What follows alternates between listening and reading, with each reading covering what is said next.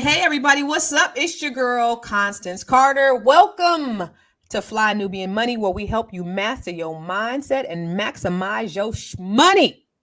In this episode, we're discussing Kamala. I always get it. Kamala. Say Kamala. Everybody say Kamala with me. Kamala, not Kamala, not Kamala. Kamala Harris recently released an agenda specifically for Black men, and Barack Obama made a passionate plea urging Black men to stand with her. Now, let me ask you a question.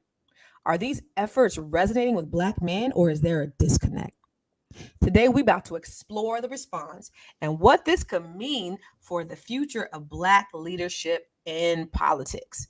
Now, first, let me introduce all these beautiful queens and the king. First up, we got Joe Corley. He's a therapist and an educator. Next, we got Miss Moya, who is a tax professional and children's book author. Hey, what's happening? Vanessa Gopal. She has a master's in public policy, entrepreneur, and an international travel advisor. And then rounding up the rear, last but certainly not least, Dr. Charm. You know what she do? She's a comedian, she's an actress, and she's a psychic medium. What's up, everybody? How y'all doing? Y'all good? Y'all good? Indeed. Good. It is election season, and there's been so much happening, so many moving parts inside of what's going on. First, we had old slow ass Joe, and then we found out that they probably needed to keep him inside the house, which is really kind of what needs to happen right now with old boy. But I think the Democratic Party probably did the right thing with swapping him out because he wasn't doing what it needed to be done. But I want to, before we actually jump into the topic, I want to roll this video just about kind of what is, what's the consensus, what's going on in these interwebs with Black men and what it means to what's going on with this political system and the election. Protect cryptocurrency investments so Black men who make them know their money is safe. I guess the blockchain is racist somehow. Launch a national health initiative focused on the illnesses that disproportionately impact Black men. We already have those. It's called the gym and a healthy diet. Legalize recreational marijuana and create opportunities for Black Americans to succeed in this new industry. So really, she just wants to make it easier for Black people to sell drugs. and launder money through crypto. Jeez. I don't know, Kamumbler. Something tells me the Civil Rights Act kind of goes against this whole thing of racial preferencing. I'm hoping by now that every Black person knows the handout state has failed the community. If Democrats really want to help the Black community, they would support abolishing the welfare state, quit paying disproportionately Black people to remain home and be lazy, quit subsidizing single motherhood. They would support shutting down the Department of Education and returning education back to the states and implementing universal school choice because Black illiteracy rates are higher than ever. So the system as is has completely failed. Black men deserve a president who cares about making their lives better. No, I think we deserve a president who's just good for everyone. I'm considering this a bribe in a way. Look, I'm gonna give you some money if you just vote for me. Nothing in there about merit.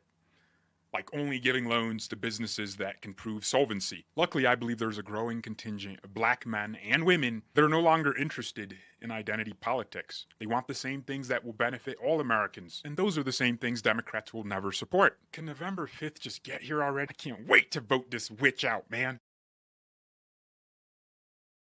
Dumb shit. But I'm gonna start with you, Vanessa. What do you think about this video? Dumb shit. But no, I mean, I think it's just, when we think about politics, we have to think about what a democracy and representation mean. It is literally so that people can be elected in a high office and represent our needs and our values. So number one, that's it. So she should be creating policies that speak to Black people, that speak to Black men, that speak to Black people, because those are the votes that she needs. So this ideal of pandering or, trying to put a carrot out, I mean, it's complete bullshit. This is what we have a democracy for. Even I think the marijuana thing is huge because I think it's we should identify the majority of cannabis owned shops are owned by white or other males that are not Black. However, there was one point we had 80% of incarcerated males had a charge dealing with marijuana. So now when you look at the statistics of when he's saying, okay, what are we doing trying to get black men to legally push drugs? No, I mean, white men do that. You've incarcerated all the black men, and now you give all the white men permits to legally sell it, and they're making billions off of it. So for me, that resonated huge. The city of Oakland has started a program where they actually do equitable lending to black-owned cannabis shops and people that were incarcerated with cannabis charges previously. So when we talk about things that need to change, and I believe it's a big, big thing that she's going out and going on a limb and saying, let me get you some specific plans that work specifically for you. So, Yeah. I mean, I think, that clip is just ignorant. You know what I don't get, Moya, is that the most ignorant people have the loudest, I think, microphones. And so people have been saying, what is she doing for black people? What is she doing for black men? Black men, we ain't voting for her ass because she ain't doing nothing specifically for us. Now when she rolls out something specifically for black men, now you have stuff like this. What do you think about that, Moya? That's the part that's the most, I guess you can say, discouraging, is that now she has it, and it seems as if one sector doesn't want it. When I watched Charlemagne the God's interview with her, you could see not only did they ask very, very poignant questions there, she answered them very well. One of the things that was disturbing about the gentleman's comment when he said these health programs specifically for us, prostate cancer is not able to be solved by the gym. Prostate cancer has to be early detected. And so when you do that, you do need policies that really focus on those things. So it just feels like it's ignorance that's being spewed out there. And if we don't take a moment to really think about what they're saying, it leaves us all at a disadvantage when people think that that's reality, and that's the truth. Mm-hmm. Okay. So what about you, Dr. Charm? What are your thoughts around, the video of what Kamala has stated, and then this video specifically? Well, first of all, I always wonder what happened to Braxton from Jamie Foxx show. So that guy, I think that was his reincarnation. But here's the thing: this last ditch effort with Kamala and this so-called blackmail plan. Now, if you actually read the plan, it lists multiple times black men and others. It says it lists 3 different times. So who are the others? Because they're not black men. And that interview with Charlemagne, he like, if y'all go in the YouTube comments on that, they were tearing him up in the comments because he went so easy on her. He mentioned the Griot interview where she said, am I going to sit up here and say I'm going to do something just for black people? No. He said, well, what do you mean? And she said, oh, I didn't mean that. But you said it. You said you're not going to do anything specifically for black people. And this blackmail plan is exactly that. It says black people and others. So Kamala Harris has still not gone on record with a specific plan for black people. I'm glad that you're on here, and I'm glad that you said that. You think about the Asian hate bill. That wasn't just for Asian people. That was for Asians and others. That was just the spearhead, or the policy that spearheaded, a law put in place for those that were affected by those things. But I'm glad you have a differing opinion, because I think that's great. What do you think, Joe, as the only male on here? Is this plan specifically helping black men? I don't know. And I don't think we're ever going to know, to be honest with you. I mean, it seems like every election season, they find brothers like this to come out of the basement and put them in front of microphones and make it seem like this is the representation of black men everywhere. And, we all feel like this. Hundreds and hundreds of black men that I don't know anybody like that. And maybe I know one person that is a black dude that actually supports Trump. I'm not saying it don't exist, but it is, what I'm saying is that it hurts. I watched that video and it hurts to always, put out the narrative that, this is a representation of black men as a whole. So I don't know if those objectives she put out or are going to help black men. I doubt it, but I don't have any expectation. Why would I have any expectation of any candidate to do anything to help move the needle for black men when it's never been done in history? It's unfair it's unfair of us to now look at this woman who is a first, 40 some odd, 100 some years of presidents. And here we are dealing with a first, and we're expecting her to automatically, carry the burden and move the needle for Black men when in generations it hasn't been done. I'm not looking for her to do that. And that's the thing I don't understand. Because Black people, we expect people to do something specifically for us. If it does help Black people, what's wrong with it helping other people too? If it is specifically, if we're saying this is helping Black people, what's then wrong with it? So it's like, we're going to help Black people, but can't nobody else get this. But it's good to see, because there is a disparity in healthcare. They say that Black people have a higher pain tolerance than everybody else. And you know that, Dr. Charm.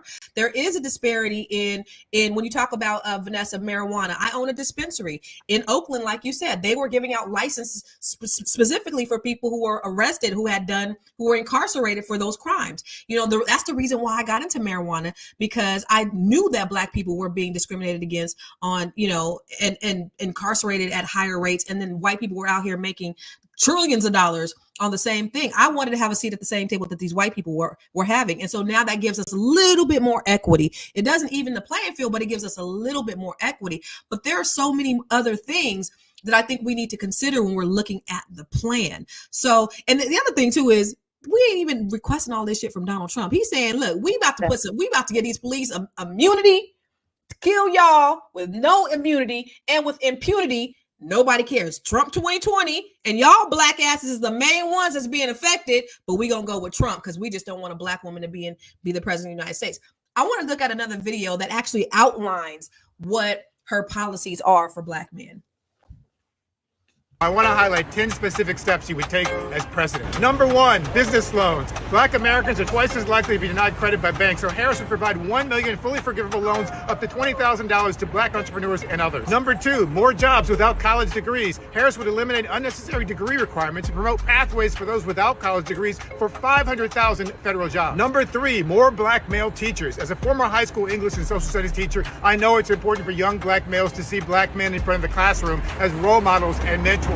Only 1% of public school teachers are Black men. Harris would create pathways for more Black men to become teachers, including apprenticeship programs and loan forgiveness. Number 4, healthcare. My uncle, who had sickle cell disease, died last year, and I know several Black men my age who have been recently diagnosed with prostate cancer. But don't get me started on the mental health needs of Black men. We've been traumatized by an unfair criminal justice system and the world that demonizes us instead of understanding us. But Harris would launch a national health equity initiative focused on Black men that addresses sickle cell disease, diabetes, mental health, and prostate cancer. Number 5, weed equity. Black men have been disproportionately arrested and incarcerated for marijuana-related charges. Now that cannabis is becoming more socially acceptable and profitable, it's only fair that we benefit from the changing system that hurt us. Harris wants not only to legalize marijuana, but also create opportunities for Black Americans to succeed in this new industry. Number 6, ban the box. I have a law degree, and yet when I lived in Harlem, I was still stopped in the street, arrested, and locked up in jail. Harris would work with Congress to require businesses to limit the unnecessary use of criminal arrest histories, convictions, and credit scores in employment decisions. Number 7, mentorship programs. Harris would expand funding for community mentorship programs with a proven track record of helping young Black men succeed. She would also support programs like My Brother's Keeper. Number 8, support Black farmers. Harris will continue to support Black farmers and ranchers who have been denied access to capital. Number 9, relieve medical debt. My stepfather passed away in April 2020 with a mountain of medical debt. Kamala Harris plans to work with states to relieve medical debt, which is the leading cause of bankruptcy in America and disproportionately hurts Black Americans. And number 10, crypto protection. More than 20% of Black Americans, including me, have owned cryptocurrencies. I lost money in crypto, but high risk, high reward crypto markets provide opportunities outside of the existing stock market for many Black men. A Harris administration would protect Black men who invest in these assets. So he spilled out a lot of things, but people, it's so funny how people have these perspectives or how they take things, because people are going to take it and twist it to whatever narrative they have because their minds are made up. So what I want to know from you guys, and I want to know from the audience, I want to look at it from a positive perspective. What is something that you see in those policies that you specifically think is something that will be great for our people? So specifically, what do you think, panel? And then in the audience, in the comments, well, I want to know what you specifically like about the things you just heard. But before we answer that, we're going to go to a quick we'll be right back. Hey, if you're just tuning in, you are watching Fly Nubian Money, where we help you master your mindset and maximize your money. I am Tiara Williams. I'm also known as Miss Black Hollywood, and I am the proud producer of this show. So I hope that every day when you join us, you leave a little smarter than you came, because that's the point. Otherwise, why are you watching? So if you want to receive notices for when we go live, Fly Nubian Money goes live every single day. That's Monday through Friday at 1 p.m. to 2 p.m. Eastern Standard Time. So if you don't know, now you know. All you have to do is text the word Queens. That's Queens. That's Queens to 87948. That's 87948. That's Queens to 87948. Yes? If you want.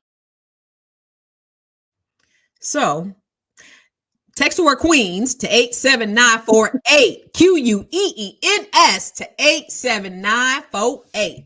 So let's ask the one male on the panel. I want to ask you first, Joe. What specifically, name a couple of things that stood out for you that you thought would be great for Black men. The one thing that meant the most to me as a former teacher was, the policy regarding more Black male teachers in school.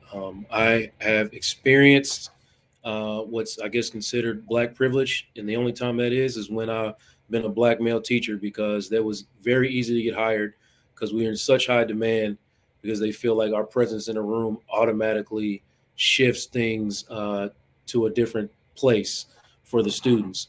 So if we can get more Black male teachers in schools, but have us be more than just behavior specialists and seen as, an opposing threat to the students, and actually represent something that, looks like role model, then, I would love to see that, if that's something that she can actually, back up. Yeah, well, they got to increase that pay too. Yeah, exactly. I was talking to my great aunt, who grew up in, the civil rights era, and she was telling me about what it was like going to high school for her. Back in, I don't know what year it was, but she said, hey, all the teachers were the smartest people, because they couldn't get jobs anywhere else. Your doctors couldn't get jobs in hospitals. Your lawyers couldn't get high paying legal jobs. So all of our teachers, everybody was Black, and they were all like the smartest people. And as time has gone on, obviously with the pay being what it was, and, we're not getting the highest qualified individuals in those schools, and we need. Yeah. What do you think, Moya? What stood out for you out of that list of policies? Access to funding, definitely. As someone that helps people with their taxes and helps people get their money straight, they come in to me with so many amazing ideas of what they want to do for themselves, for businesses, for their families, and how they can help it grow. So that by far is one of the biggest game changers, by giving them access to funding. Yeah, it says approximately, I'm looking at ChatGPT, only 29% of Black men apply for business loans, but only 17% actually receive them. This disparity highlights challenges in access to capital, which can be attributed to factors like credit, systematic barriers, and discrimination in lending practices. And so if we can have grants specifically to help those who are underserved, which they've been trying to take away with this DEI initiative, that would be awesome. Yeah, for sure. We all need that. I mean, Black women, less than 1% of the funding, and we're not getting, they don't want to give it to us. So I think that would be great too. What about you, Dr. Charm? Well, I mean, okay. So here's the thing. I mean, I know you mentioned earlier that, like, why should Black people have something of our own, specifically with this Harris plan?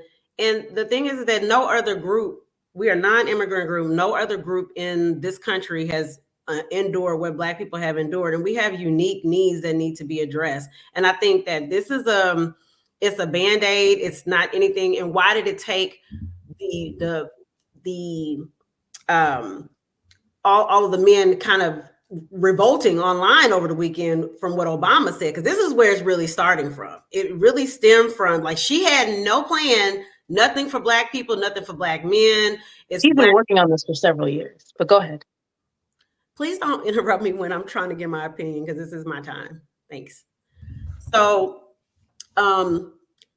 she hasn't done anything specifically for Black people. She's gone on record saying she hasn't done that she won't do anything specifically for Black people. She has a history in her own state as Attorney General of not exonerating prisoners where there was overwhelming evidence. I mean, I can't remember his name, but they just had to pay him $13 million because she sat on evidence for 5 years that would exonerate this man. And then the policy that she had with the parents of putting, arresting them or charging them when their children miss school, and the woman who her daughter had sickle cell anemia and they end up losing their home because this child had sickle cell and was hospitalized like 100 and some days out of the year, and the school district was aware of it. So this woman has a very problematic history. It took Black men revolting over the weekend from Obama talking down. And I think what's happening is that Black voters are getting more savvy. We did identity politics with Obama, and most of us, I voted for both times. A lot of us voted for him because he was a Black man. And we're like, he's gonna do something for us. He didn't do anything specifically for Black people. And he said, I'm America's president. I'm not the Black president, in so many words, that first 4 years. So we're thinking, oh, we're gonna reelect him. He couldn't do anything that first 4 years because he wanted to get reelected. And then here comes the second set of 4 years and didn't do anything. And Jesse Jackson got in trouble for saying, when he had the hot mic moment of saying Barack Obama talks down to Black people, but he does. He talked down to Morehouse.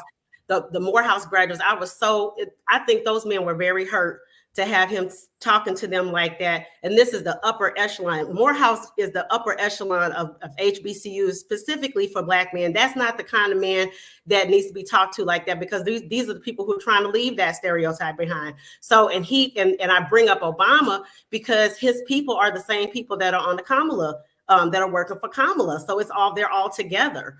And so I just think we need to be more savvy about this. Yeah, I'm gonna let you answer that, Moya. But before that, I would like to know, Dr. Charm, which was my question, lady. Which out of the plan was there something in there that you actually thought was good? First of all, it's not for us. And so I want to see something for us. And that's why I gave the answer that I gave, because it wasn't specifically for us. And so I cannot resonate with anything. Like, I understand marijuana has affected us disproportionately, but why is the criminal stuff being brought to Black men? Like, why is it assumed that all Black people are criminals? All Black men disproportionately affected us. That's what we need. It has, but why is that the first go-to is something about some criminals? So I just think we need to give ourselves. When you look at the criminal justice system, Dr. Charm, we are disproportionately affected. So that should definitely be something that's looked at in terms of policies that are for us. I believe that. Like, we talk about where there's no justice system for us because we're incarcerated more than everybody else. We're not doing more crimes, but we're convicted more. We're getting the death penalty more. So we should have something in the criminal justice system. I think that Band-Aid is not going to address the root issue. And really, so what would address the root issue? I think the root issue needs to be addressed by restorative justice and reparations. And specifically, when you have reparations, you eliminate the issue that's causing criminality, because most of the time, criminality is related to mental illness, mental health issues, and socioeconomic. And so when you eliminate the socioeconomic issues, then you eliminate the need for people to participate in criminal behavior, because a lot of times it's due to economics. I'm with you on reparations, though. I just think there's more than one way to skin a cat, and we can get there. But Moya, do you have a response to what she was saying? Yeah. So My Brother's Keeper, which the gentleman highlighted in his video, that was an initiative first brought forth by President Barack Obama. And then you're right, in many cases, it doesn't always have to say Black agenda, but President Obama did bring forth the Affordable Health Care Act, which has obviously led to where we are now when we talk about bringing down the cost of very important drugs, especially insulin, for our communities, because diabetes is one of those areas that disproportionately affects Black people. So when we go ahead and mention it doesn't say Black, or it does say Black and it's a Band-Aid, I think we have to really take a deeper look and see what the issue is here. And so thereby addressing that. And can I chime in too really quick? Because I was like, in the beginning of this, I wasn't a Kamala fan, but and I still think there's tons of things that Kamala needs to work on. But she did co-author the George Floyd Policing Act. So when we say that she hasn't done anything specifically for Black people. I think that you putting a bill out that releases a database that get rid of chokeholds and tries to highlight misconduct so that police can't jump from different force to force is specifically for Black men. I think that is an issue. Police brutality, so I mean, just right there. Your other question, Constance, I believe that access to capital and home ownership are two of the biggest things that can change our situations.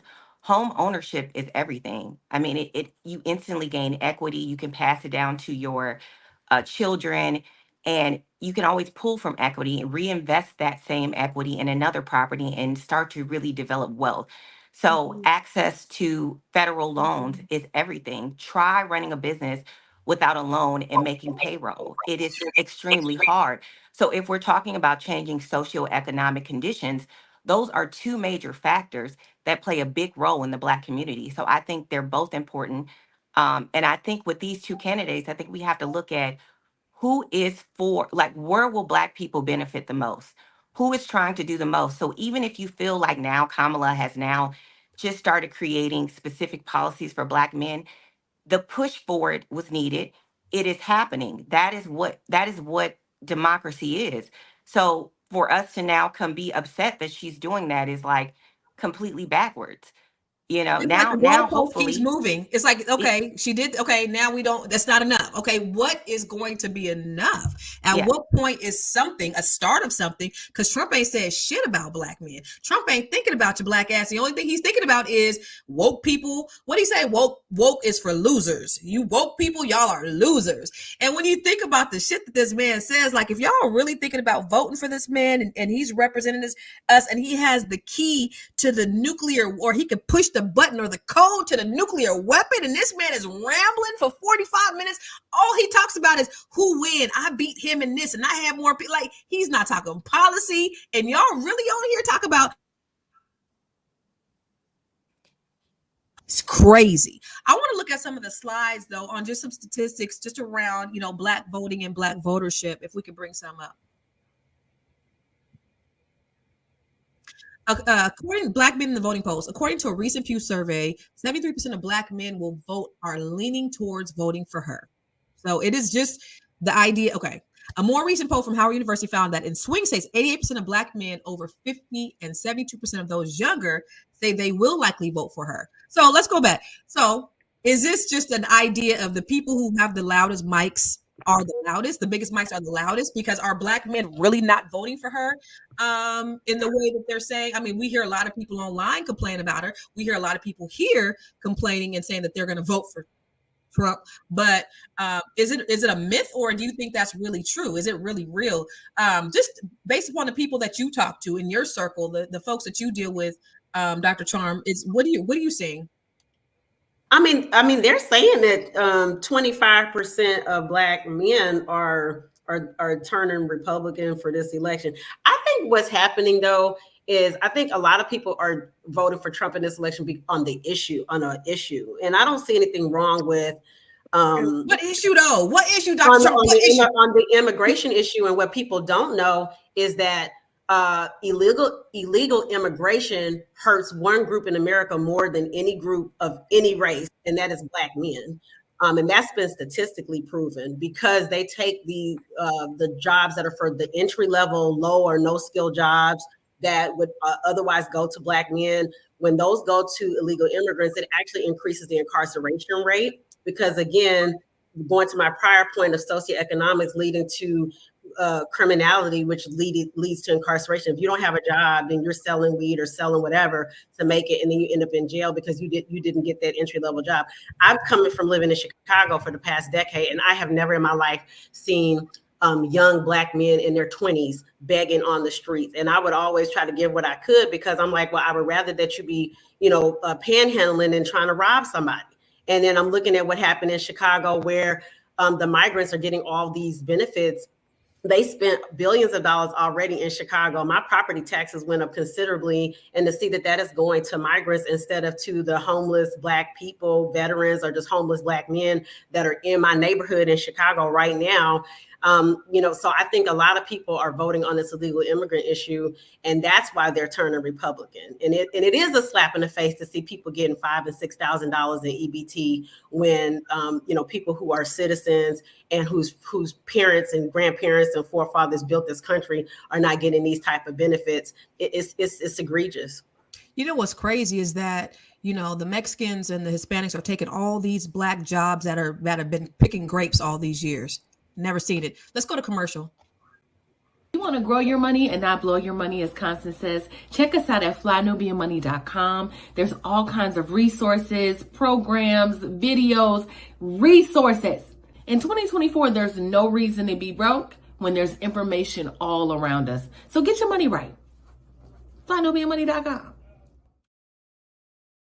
So let me ask you, Moya, what's the consensus for the people that or what are they leaning towards? What are they saying about this? So one of the biggest issues, and I think that's what they're going against, not necessarily black men voting for Trump, it's black men deciding to sit on the couch and not vote. And that's what we really need to focus on, is getting them and getting a lot of people still that are on the fringes of this doesn't affect me to vote. And that's the biggest area. And that's the biggest part. One of the things that really bothers me is when we talk about, though, is this whole idea of this black jobs. This has been something that's been going on since the 80s, and it feels like we keep perpetuating it. But in reality, we have been increasing in terms of our skill set and our job set and what we can do. And it gets to be tiring when we still keep repeating those same things. We have made a lot of progress since those times, and we are not relegated to certain positions anymore. So I think that's important. Number two, when we talk about in terms of immigration, Texas and California, they have some of the highest GDPs, and they also have some of the highest immigrants in their states. So there is a correlation to being effective as a country with people that come in from all over the globe, not just these Hispanic jobs that they're attempting to tell us that are being taken from us. Yeah. What do you think, Vanessa? I mean, I agree. I don't think that the immigrants coming over are taking black jobs. I haven't seen too many. You sure they're not taking all the grapes that the black men were picking? Oranges and grapes. And I think that like Moya was mentioning, I think the skill set and what Kamala is offering is pushing more college degrees, pushing more a higher level than this idea that we're competing with immigrants that come over here and have to do a certain level of unskilled labor and things that don't really require them to have degrees. So if we're looking at what she's pushing versus, what I just don't believe they're taking black jobs. And I don't think my thing is, I don't believe that immigrants are the biggest issue right now. I think that we have a plethora of other issues, capital being one. I think when you allow, you have a large population of black men incarcerated for marijuana and cannabis charges, and you allow white men and Persians to come out and now make billions. We're not in the millions, billions of dollars off marijuana industries, and the same black people that were locked up for marijuana can't even get the licenses or the funding or the capital, which is why this is important to make, to run businesses in the cannabis industry. I think it's insane. I think small things like that are bigger issues. Capital and home ownership are bigger issues to black people than immigrants coming over here. That's just my personal opinion. Let me tell you guys something, because I keep seeing people talking about how Hispanics are taking construction jobs. Okay. And it's great that they are, because these are even jobs that I don't see a whole lot of black people doing. I know tons of construction companies. They cannot find skilled black workers that want to work construction. I run a construction company, Constance. I run a construction company, and it is very difficult to find skilled black workers, but that's because most of them are doing other stuff. Right. I do have a couple of contractors that do like drywall and so forth, but they're also they're owning the company. Mm-hmm. So I know a few other black owners of construction companies. Mm-hmm. And then once again, access to capital. When you look at these SBA loans and they have 8A programs, those loans are specifically, if black people apply for those loans, they are getting them. Yeah. It makes it so it literally ends the competition. I know the bottom line is capital is an issue. You put someone like Trump in there, you want to see programs designed for Black people to get capital removed, go ahead and vote for Trump. Right. Think about this. What the Supreme Court has been doing with the whole idea of DEI. That's Trump's Supreme Court, and they try to take that away from you guys. Unplugged. I know you said that you don't know people like the person in the last video, but have you been hearing from your brothers that they don't want to vote for Kamala? What's the general consensus for the people that you know? I think that just the two things can be true type of situation, right? So it's obvious that voting for Trump is really not a real option. You know what I mean? Like, you can't really do that. But also, it's fair to understand how frustrated it is to get tired of the pandering that happens. Like from Kamala, like what happened in 2020 with Biden. When Biden was running, like, you saw every Black person in the world in his campaign in front of every camera there was. And as soon as the election was over, haven't seen the dude from the congressman from Louisiana, I can't even remember his name. He was all over the news and all over, outlets. Haven't seen him since. Kamala herself was all over the place and really didn't see her again until, it was time for her to run. So it's like two things can be true. I understand the frustration when you see a Black man talking about voting for Trump. That bothers me too.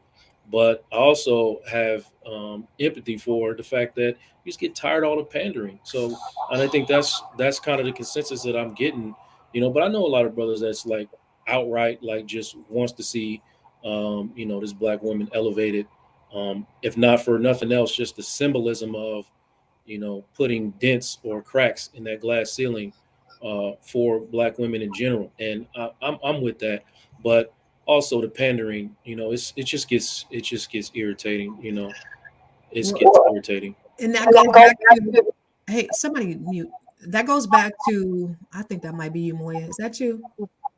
Feedback. Somebody got some feedback, but I do think it goes back to, it's like, you're damned if you do, you're damned if you don't. If you say nothing, then y'all pissed off. If you say something, then y'all pissed off. So it's like, what do we do? If you ask for it, we give it to you, y'all mad. So it's like, what? But Big Mac said, I want Trump to win. He said, I kind of want Trump to win just so I could see exactly how he basically fucks up the economy, and then all of y'all gonna be mad. That's actually the reason why I was kind of going for Kamala, right? Because at first I was just like, I don't give a damn about who wins, because really, in my opinion, Joe was kind of the same as Trump. Like, nobody talking about reparations. I didn't give a damn. Start calling me Biden, please, because you started off talking about slow ass Joe, and I'm like, just start calling him Biden while I'm on here. but for me, what it felt like for me was when especially all these crazy ass racist people, these Mountain Dew drinking inbreds that hate Black people and hate women so much. I just wanted to see them suffer. I just want a Black commander in chief, so that all these mother could just be just maybe they'll do this, or maybe they'll unalive themselves in some way, and then we'll be rid of all this craziness. I just wanted to see a Black woman in power. Now, at the end of the day, they're all politicians to me. So they're going to do what politicians do. And then you also got to understand that this stuff has to still go through Congress. Like, this stuff has to be voted on. So is this really going to actually end up happening?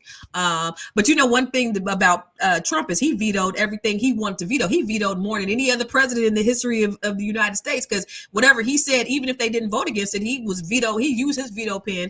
And hopefully they'll take notes and they'll do the same thing. I do want to look at this other video though. And this is another brother who was talking about her policies and what he thought. So Magic Johnson didn't work. Barack Obama didn't work. So now you're resorting into trying to pimp Black men. Oh my God. If Kamala do not go and have a seat immediately, okay? See, you're exposing yourself because you're married to a whole white man, a whole Caucasian guy, okay? Why haven't you offered the Caucasian men anything? Why haven't you highlighted anything that you offered the Caucasian men? You don't think they need anything? You don't think there's poor Caucasian men out here? I mean, you just single out black men. Why? Because you need our votes. Obvious. You're part of a system that black men hate, and I don't think you understand that. You was a part of a system that took black men out of their homes and separated them from their families and incarcerated them and made them slaves. You think they're going to vote for that? You are their ops. You are a whole prosecutor. You are a part of the police department. And black men do not care too much for the police department because of the mistreatment that they have been receiving for thousands of years from the police department. So, good try, Kamala. Trump 2024. That's the only way we're going. Okay, so I know, Dr. Trump, you said this was a parody, and I'm thinking that maybe it is, because can't nobody be this ignorant, but I don't know, Dr. Trump, what you think? I'm gonna start with you. I truly think it was a parody. I don't know. I don't know anything about this guy. I lost brain cells. Listening to this dude. If we do a deep dive, it might come. But I think he's exaggerating some things that are based on real responses or real issues. I don't know, but I do want to just give this statistic because everybody says they think immigration doesn't hurt Black people. This is from the National Bureau of Economic Research that talks about from 1980 to 2000 the influx of immigration. So that's not even illegal. That's just legal immigration, I'm assuming. Reduced the wage of Black high school dropouts by 8.3%, reduced the employment rate by 7.4 percentage points, and increased the incarceration. Wait, go back. Slow down a little bit. I need to hear it again. Slow down. Okay. Paper published by the National Bureau of Economic Research estimates that the influx of immigration, it didn't say whether legal or illegal, between 1980 and 2000, because that's when we start to see like a real increase in a lot of immigration, reduced the wage of Black high school dropouts by 8.3%, reduced the employment rate by 7.4 percentage points, and increased the incarceration rate by 1.7 percentage points. Then also some of just anecdotally, there was that story where they had the chicken. It was like a chicken processing plant. There was one in Illinois and the other in Alabama, where they got raided by ICE and got rid of all the illegal immigrants who were there, and all those jobs went to Black American people, and they raised the wages by like several dollars. And so the thing is that I don't have an issue, and I don't think anybody has an issue to legal immigration. It's the illegal immigration that undercuts wages, and this myth that it takes jobs that people don't want to do. No, it takes jobs that people don't want to do for slave wages or for wages that are not fair. And so, I think, that guy was funny. But this comes from real concern. People have real concerns out there, and I have just on the surface, because it also drains the social services. I have a friend who is a single mother, and she was paying in the New York area, she's paying like $1,000 a month for childcare, and found out like some of the people who had just gotten over here were getting free childcare. And she ended up finding a way to get a voucher, but it wasn't made readily available to her. It was like she had to hear about it from somebody, And the irony of that and the sadness of it is that when people are getting over here, the Venezuelans and the migrant crisis, they've got services right at their fingertips. They're being shown what's there for them. I think New York pledged like $50 million for this job thing where they get certain jobs. And so all the services are being made to be readily available at their fingertips. But for us, we got to go duck and dive and talk to Keisha and Renisha and find out, did you hear about it from, and just to maybe get it. And I think that's where is that state or federal though? Is that Kamala or is that the state department? Well, here's the thing: is that they're using state resources in these states that are sanctuary cities that have, or sanctuary states that have, they have sanctuary cities. They're using state resources and municipal resources, but they're also using federal resources. So it's a combination of both. Who's making the decisions? Are the state it's federal and state. It's been made at the federal level and the state level, because the federal level is providing the dollars, like in Chicago, the governor made things available. The mayor of Chicago made things available. That's why you see all these videos of people yelling at the mayor. But you also have federal resources that they're pulling from that are earmarked specifically for the migrant crisis. And so so people are seeing like, man, all this money going to these folks. I'm still gonna go on about Inglewood Barbie out there in Chicago. Like, she's been feeding people over there at 51st and Wentworth at the police stations. I mean, I've been following her for years and I've donated. And she even posted something. If y'all go on her Instagram, she's talking about like the comparisons as to what resources she didn't get. And she's been doing it for years. And these are mostly Black American or American people. And then when the migrants come in, they got warming buses. They were able to sleep over in the police stations where they kicked the friends, what she calls the homeless people or the unhoused people, the friends, kick them out. And, they're getting all, to see, it's just like a slap in the face to see people who are not citizens getting resources that citizens don't get. I understand that completely. I definitely do.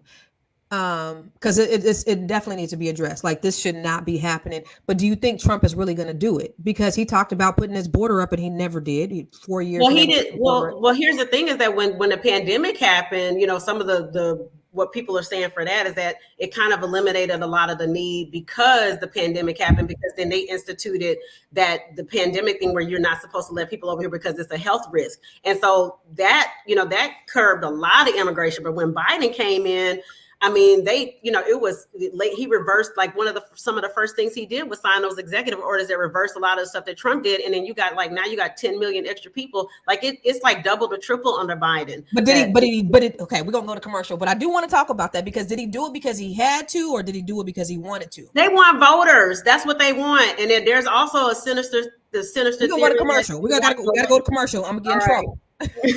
Fly Nubian Money is now on Spotify. Yes. We are on Spotify. So if you can't watch us, you can listen to us. All you have to do is search Fly Nubian Money and we will appear. All of our episodes. Make sure that you leave a 5-star rating and review so other people that come along and are looking for a good show to watch, they'll follow us too. If you are interested in being on Fly Nubian Money, sorry, I don't have any spaces. I'm just playing. If you are interested in being a queen or a king on Fly Nubian Money for the day, please reach out to me. I'm at info@realvirtual.net. That's info@realvirtual.net. Also, if you need help with your business, go ahead and send me an email for that too. Okay. I've said enough. Now back to the show. So I love this discussion. One of the things you said in the beginning was about how when the immigration rose, then black kids dropped out of high school. Their unemployment rate went up, and I don't know that that's actually a direct correlation. I know that you got that online, and I know. No, I didn't say that they dropped out of high school. I said that it affects them the most because people who don't have a high school education have lower skills. So they're in direct competition for low skill entry level work that doesn't require a college degree. You see, one of the things is Kamala is trying to eliminate the college degree for the federal jobs in order to help that's part of her black male plan. So even she recognizes that there's an education disparity. And so when you have an influx of immigrants, illegal immigrants who are low skill, low education, don't speak English, or may or may not speak English, they're competing with Black men who are high school dropouts or who are on the lower end. Unfortunately, in the labor market, Black men are at the lower level of the labor market. We got to change that. So, but let me ask you, Joe. With that being said, what is, because I know, okay, so for you, it's the immigration crisis, right? That's a big thing for you. But what do you think, as a Black man, is really extremely important for Black men? Is it the idea that Black men are disproportionately affected by the immigration crisis? Is it that Black men need funding? Is it that we need more Black male teachers? I know we talked about what most stood out for you, but I'm talking about overall for Black men in this country. What needs to be addressed the most? From my perspective, I would answer that by saying it's probably the justice system is probably where we need the most attention. Obviously, we are unfairly and disproportionately affected by that in a major way. Going all the way to the foster care and adoption system, it's a pipeline, right? Mm-hmm. So, I mean, they get us early, and all these systems are intertwined and connected.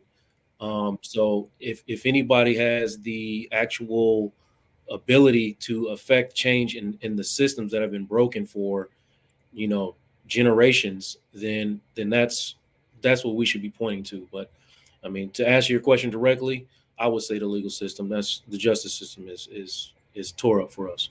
Yeah. What do you think, Vanessa? I I know mean, you I said think funding, but what do you think overall? I mean, I agree. I agree with Joe. I think it's a mix of funding, and also we need to reform our system. You know, you have Black men that are wrongfully incarcerated, given unfair sentences where, you know, their white counterparts get probation, and you got Black men getting 10 years in a case where a white teenager might get probation. So just think about what that does to a family, right? Mhm. If you remove two incomes out of a family, you know, you can imagine the level of poverty. It's easy to go into poverty if you got two, three kids, or hell, even one. So I think it's essential for us to, you know, really look for a candidate that at least wants to dive into dissecting the justice reform system and the policing, because it begins at the policing, right? Yeah. When the police pick you up and then you go down the line, you get the judges. Which I also want to highlight too, that this administration has put more Black judges in their positions than any other administration. Mhm. So we also need to think about that, right? We're not just voting for the president, but we're voting for people who have the power to put, you know, justices into power, judges into power. So I think it's very important when we look at these two candidates that we really, really narrow down how is this going to affect us, and which candidate do we have the best chance, right? I don't think any politician is going to give you everything. You're not Yeah. going to get a golden goose with any politician. Yeah. But what politician will be better for the Black community, Yeah. right? And what are our issues? So, yeah, I think And, justice reform and access to capital. and when you look at that, privatized prisons, we need to have a discussion around that. It just really quick before you move on, Constance, on this ballot in California, it's the first state to do it. On the ballot currently, right now, we have a proposition that is basically ending forced prison labor, which is crazy, right? We're in 2024, and Slavery, basically, essentially. exactly, ending. So this is on the ballot to vote on in California. So I think that's a start, for us to really roll back, because then, you know, if you had to pay people wages and if they were able to send wages back to their family, I mean, just think about that. That's a small thing, but it's everything, right? You pay Mm. people wages. You got prisoners making billions of dollars for Victoria's Secret and whatever else corporations, but if they got paid and were able to send that money back to their families Yeah. or their children, right, it would create some economic growth, in addition to just reforming the system so that they're not in prison in the first place for stupid stuff. That's good. My nephew, Michael Tubbs, is running for lieutenant governor, and he's actually the one who brought in universal income. So I think he probably would be definitely someone who would fight for that. But Joe, you had something that you wanted to add to the conversation? Yeah, just real quick, because I see the conversation about, you know, what if you're not a criminal, right? So, and that's making my point for me, because, you know, like, I'm not a criminal, all right, but I almost lost my entire life to the justice system for crimes I didn't even commit. You don't have to be a criminal, you know. You just have to show up in a space and people decide that you look like one, or determine that you can just simply be accused, and your life can be. I have nephews who grew up in the foster care system when I had a home for them to be in, but the system wouldn't allow them to come live with me and grow up in a space where I could be, you know, connected to them and love on them. So they grew up in the foster care system, and one of them pretty much went from that system to the prison system and spent 10 years of his life in the prison system. And then as soon as he got out of the prison system, he ended up committing murder against my sister. Oh shoot! Yeah. All right. So he murdered his own mother, right? And I say that I had to get personal, because when I see, you know, the comments, and if you don't care about that, that's fine. But when I say the system is where the problem lies, I mean it's a major pipeline, and they're all connected. The healthcare system, the justice system, the school system, all of these things are connected. All right, and it's all corrupt. I mean, we just be honest with you, man. It's all corrupt. So all that other stuff you're talking about, Trump this, Kamala that, that's all fine. I'm focused on one thing, hyper focused on doing what can be done to fix just your little corner of the world. I That just want part. to, Yeah, no, you're absolutely right. And people are talking about reparations. Trump ain't bit more talking about no goddamn reparations. But Moya, what are your thoughts in terms of like, what do you think would best help the Black community? Yeah. Well, first, I want to thank Dr. Charm for that quote from 25 years ago. It looks like from 1980 to 2000, because now it's 2024. So I'm assuming some things may have changed since that time. So the other thing I think it's important to really highlight is, why do we know what we know in terms of Kamala not providing what, in terms of people saying she prosecuted all these Black men, which is what the gentleman said in the clip. Well, one of the reasons is because the second George Bush, his brainchild, the Republican strategist, Karl Rove, he went in 14 years ago. He saw what Kamala was going to do, and he started putting millions of dollars into California to build up this whole narrative of she prosecutes Black men. And so I feel like that's one of the reasons that we have this narrative around her, and it's stuck with her, because that's an idea that they pushed at that time. And he also mentioned pimping, like she's going to just pimp us for our vote. Well, as Vanessa highlighted here, pimping, and also Joe highlighted, pimping is really going to come from the prison system, because he's going to, if we look at Project 2025, stop and frisk. If we look at what they're doing to the justice system in terms of him saying police need to have immunity. So it's going to really change if Black men have now this direct pipeline into prisons, because as Joe said, you can be at the wrong place, wrong time. And we look at the Central Park Five, who he took out a full page ad for, saying they need to be killed, asking for the death penalty against these men who were later exonerated. So I think it's very clear where he stands on these issues in comparison to where Kamala stands and what she's pushing forward to really solve some of the major problems that we've encountered. Well, let me ask you this, Dr. Charm. The things that Black men specifically are requiring for Kamala, they are not making the same requests or demands for Trump. It sounds like a lot of these Black men, even the ones in the comments, suffer from Stockholm syndrome. What do you think? Why are they demanding more from her, and they are willing to either sit on the couch or vote for Trump, even though they are not asking or expecting him to do anything for them, but they expect it for Kamala? I don't think that they're not asking anything of Trump. I mean, he's already made it clear on the nothing. Maybe my algorithm's off, because I see nothing where Black men is asking Trump for shit. So I think that he's made it clear on where he stands with the illegal immigration issue, which is where I feel a lot of Black male voters are looking at what he's doing for that. He definitely did some things with the opportunity zones, and then also with the if I'm not mistaken, the nonviolent offenders, letting them get earlier release. So there's some issues that he worked on. I know the opportunity zone was bipartisan, but that came into being during his tenure. So I think that he's made it clear on some of those things. I mean, he was the first one that, when he ran the last time, I don't know where they are with right now, but with the platinum plan for Black people, then everybody got on Ice Cube and all these folks. They got on him for that, and got on Ice Cube for that. And so I know, and I also know Dr. Claude Anderson said during the last administration that Jared Kushner, and they would call him all the time and try to talk to Dr. Anderson. So I don't know what those conversations were about, but definitely they're calling Dr. Anderson. So I don't think that it's like, that they're requiring something from him that they're not requiring from everybody else. I think Black men and Black voters in general we're just becoming more politically savvy. And I don't understand the vitriol when we are just not automatically voting Democrat.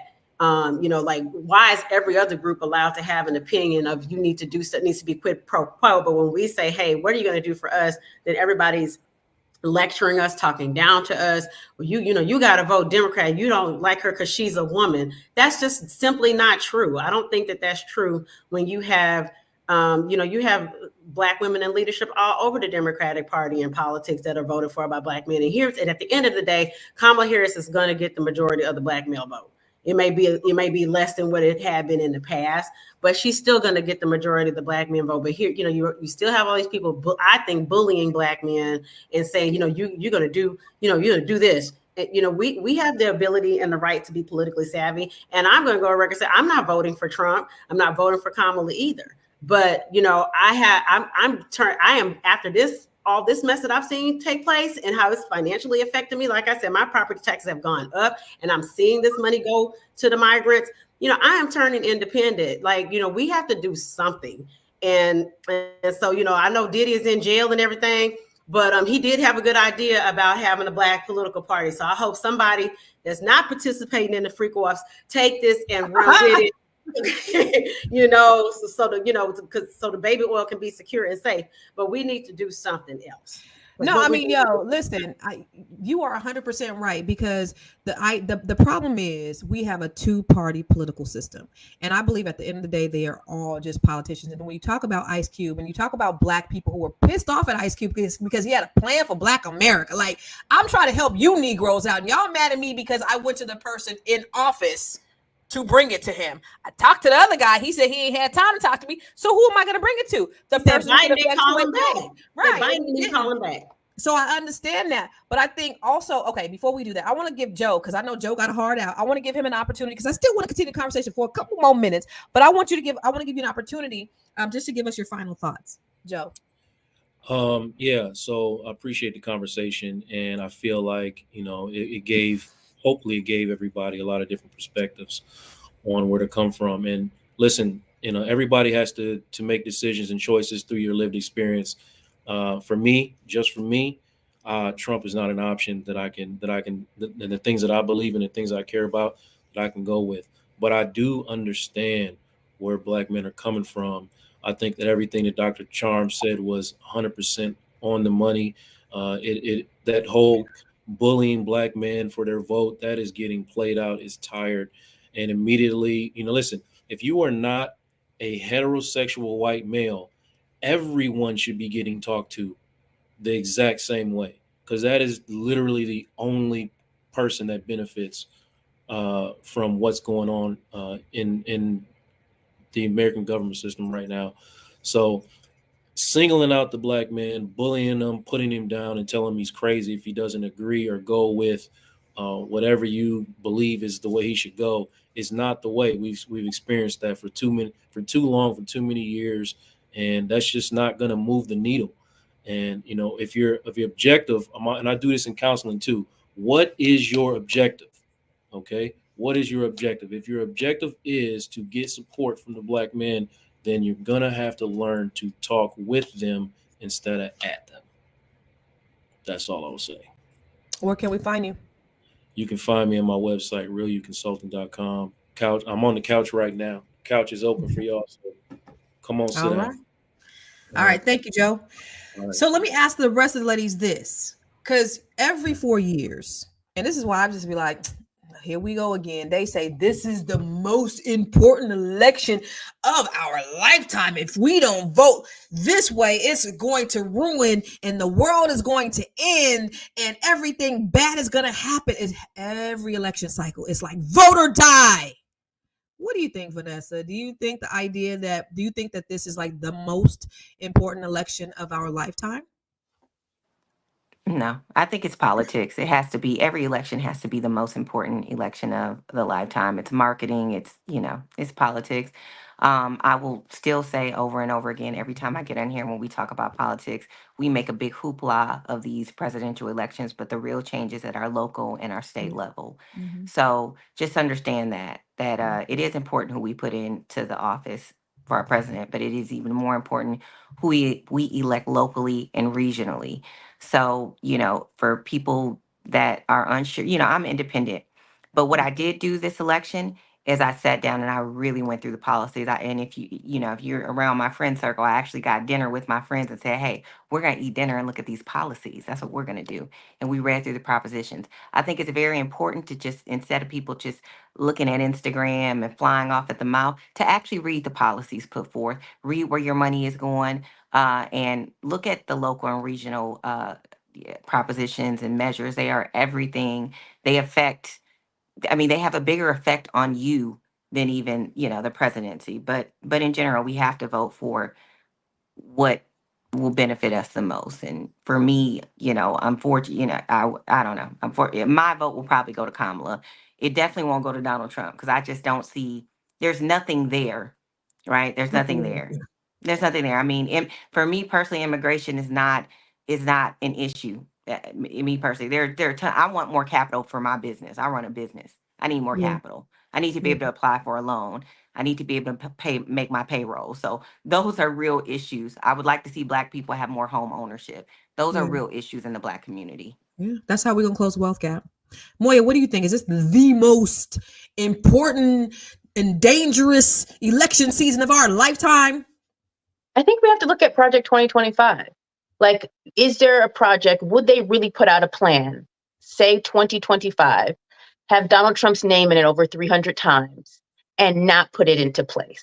So I think that that's very, very important. And I'm actually with, I think it was Big Mac that you said, I almost want to see what happens if Trump is elected so people can see. Because I think when you have someone that says they want to be a dictator, someone that has throughout history said that he is not for elevating Black people in a way that increases their experience, then yes, you have to look at what that looks like for a group of people who have always been ostracized and not allowed an even level playing field. I think that that's super important. And I think that that's very crucial if we talk about moving forward in a way. What do you think, Dr. Charm? Is this the most dangerous election season of life? Huh? I don't know, but everybody, I saw that comment. The someone said about the bringing out the Project 2025. I don't know about Project 2025, but I know what has come to pass was Joe Biden's crime bill that's resulted in all these Black people's families being broken apart, and these policies that are affecting us. Here's the thing: we have agency, we have a vote. It needs to not be taken for granted. And I think in this election cycle, the thing that I'm happy about that came out of this election cycle is that they've demonstrated that when we put some lightning and some fire up under their behinds, that they kind of can get into motion. Because everybody revolted over the weekend over Obama talking down to Black people, and the next thing you know, we had a policy come out for Black men and others. And so I will just have to say, I want to thank the Divine Nine, my sorors, and you better thank a union member for putting you here today. Shut up. Thank a union member. Up. You stupid. No, but follow me on. Wait, I didn't get you. Oh, was that your final thought? Was it your final? Are we on final thoughts? Are we on final thoughts? No, I was just asking if this was the. But I do want to get your final thoughts. I do, and then I think it's dope. I want to say this. I think it's dope that we have different opinions. We are not a monolith, and I'm glad we are all have the same thought about who we're voting for and why we're voting for whoever we're voting for. Now, I think you're crazy as shit, Dr. Charm, but I think it's dope that you have your opinion, and I love you anyway. No, I'm just kidding. I love you too, Constance. But I think it's great because we need to have these conversations because we need to be informed on both sides. This is a good and healthy dialogue that needs to happen. We should have somebody or people that are challenging the status quo. That's important. We should have people that are saying, look, something don't smell right in the water. I don't know. We need to be questioning those people because at the end of the day, I don't know that they all have our best interest at heart. And then just like you said, Vanessa, really, it goes to the state and the local level. Like, who are we voting for our school board? Who are we voting for our, of our city council and our mayors? Those are the things that really, really affect us personally. But it's almost time to go. And I want to get your final thoughts. Okay. So we will start with let's start with Moya. So I am Moya. You can find me on Instagram, and I hope everyone votes according to what's important to them. All right. Thank you. Short and sweet. What about you, Vanessa? I'm Vanessa Gopal. You can find me at VGopal. I have all my information there, my other companies. For me, just read the propositions, read the measures, read what is going to hurt your pockets or put money into your pocket. It is your money. It is your representative. Make sure they are working for you, and just make sure you read. Instagram's great, but read. Y'all get in them policies, Google, Chat GPT, read the propositions and read what's best for you and vote. There we go. Stop listening to sound bites and headlines. What about you, Dr. Charm? I just wanted to add on to my thought about the things that we would be concerned about. I know they're talking about Roe v. Wade and the abortion issue and having autonomy over our bodies, but under President Biden, we were forced to get vaccinations or lose our jobs. And there were so many lawsuits that had to be settled for millions of dollars by healthcare workers who were forced to get these mass vaccinations, or the jab, had to get that. And now you're seeing all kind of healthcare fallout, myocarditis and other things. And so just don't be fooled by if it's blue or red. I'm looking at the policies, and I still want to thank a union member. If y'all want to follow me on Instagram at CharmGirl77. I'm dropping new skits every week. Constance was laughing at my Jaguar ride. Y'all go in and catch my Jaguar ride. I dropped that one last week. It was an exclusive interview with Jaguar ride. And if y'all want to sprinkle my Cash App, it's right there too, Charm Tims. I love y'all. Thank y'all for having me. I love it too. And here at the end of the day, however you vote, it's okay if somebody doesn't vote the same as you. It really is. You don't have to be enemies with somebody because they don't think the same as you. And I think that's the beautiful thing about us. So stop getting mad at your people. Stop unfriending people. Stop disowning your relatives because they don't have the same political thought as you. Love them anyway. Even if they crazy as shit like Dr. Charm, love them anyway. Where can you find me? Everywhere. I am Constance Carter. We appreciate it. We are here every day, Monday through Friday, every day, 10 a.m. Pacific, 1 p.m. Eastern.